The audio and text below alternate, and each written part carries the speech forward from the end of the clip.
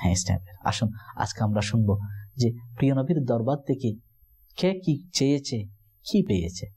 হ্যাঁ আসুন, কি চাই কি পাই, যে চাই সেই পাই। আসুন আমরা সে সম্পর্কে শুনেন।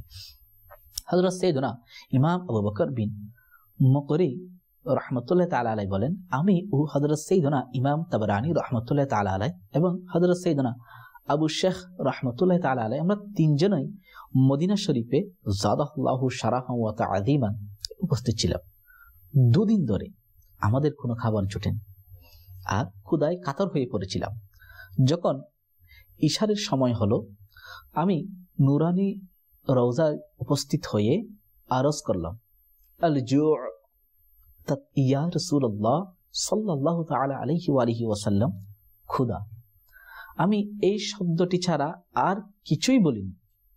তারপর ফিরে এলাম।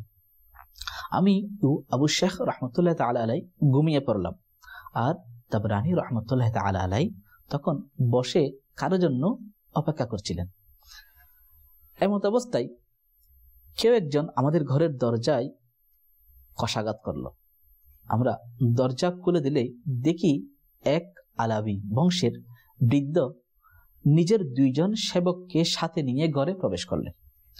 দুজনের হাতে খাবার ভর্তি একটি করে পাত্র ছিল।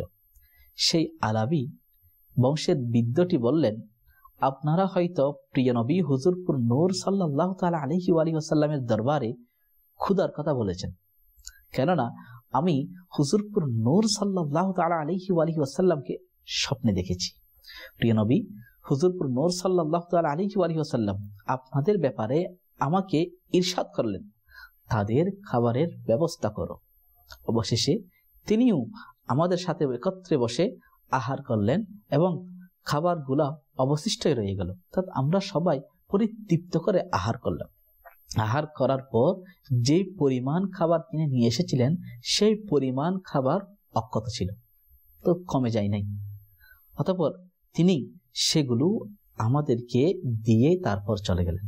আল্লাহু আকবার, আল্লাহ। প্রিয় স্নেহ ভাইরা, এই ঘটনাটি জজবুল কুলুব 207 পৃষ্ঠা এবং ওয়াফা দ্বিতীয় খণ্ড 1380 পৃষ্ঠার মধ্যে বর্ণিত রয়েছে।